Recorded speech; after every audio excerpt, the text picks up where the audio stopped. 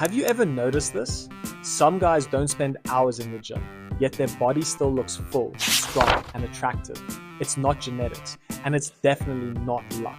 The real secret is focus. Instead of training everything randomly, they put all their energy into just 3 key muscle groups. Today, I'm going to show you the 3 muscles that can take you from skinny to muscular fast.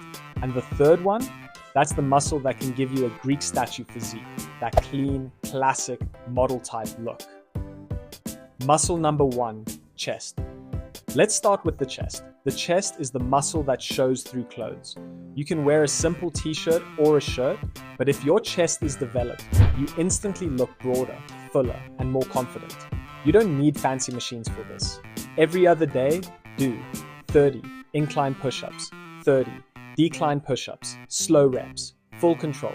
Feel your chest working on every single rep. Muscle number 2, arms. Now let's talk about arms. That feeling when your t-shirt starts fitting tighter around your biceps. And people ask, bro, do you work out?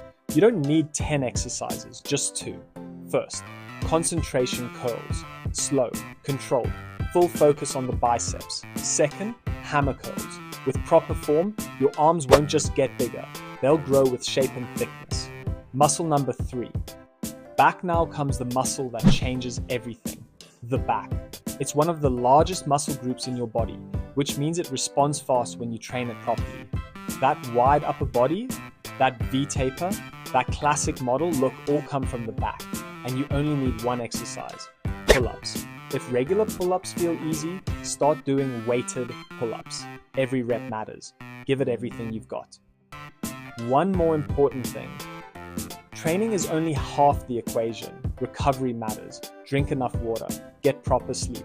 Remember this, a muscular body isn't built by doing more. It's built by doing the right things consistently.